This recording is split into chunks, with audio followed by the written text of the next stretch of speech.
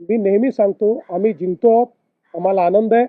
पण कोणीही परमनंट जिंकत नसतं, कोणीही परमनंट हारत नसतं. पण जे लोक आपल्या हारण्याची कारणं शोधण्याच्या ऐवजी कोणावर तरी खापर फोडतात ते मात्र कधीच जिंकू शकत नाही. आम्हाला चिंतन करावं लागेल.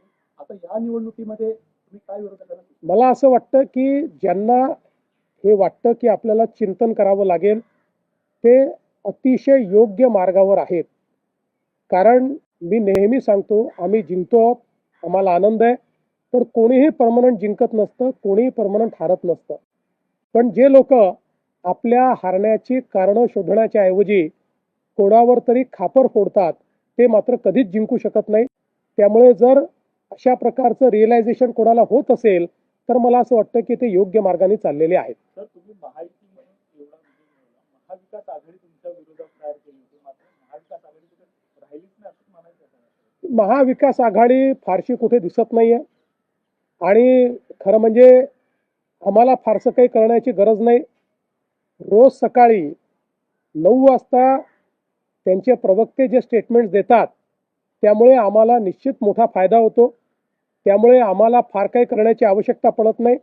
रोज त्यांची मतं कमी करण्याचं काम हे त्यांच्याच माध्यमातून होतं आणि आपणही लोक त्या ज्या काही त्यांचे काही जे काही स्टेटमेंट्स असतात की ज्याला कुठलाही अर्थ नसतो, ज्याला कुठलीही सत्यता नसते, ज्याला कुठलंही बेसिस नसतं, याला इतकी व्यापक प्रसिद्धी देता की त्यामुळे उलट आमचंच काम होतं आणि लोकांचा त्यांच्यावरचा विश्वास रोज कमी होत जातो.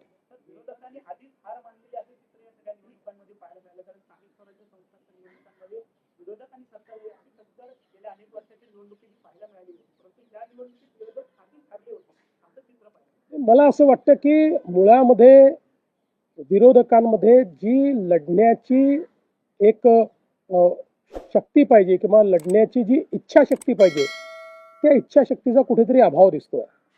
शेवटी विरोधी पक्षात काम करत असताना जनतेमध्ये जाऊन आपल्याला त्या ठिकाणी काम करावं लागतं, जनतेचा आवाज बनावा लागतो.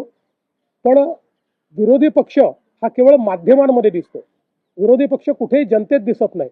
तो जोपर्यंत माध्यमांमध्ये आहे तोपर्यंत जनता त्यांच्यासोबत जाणार नाही.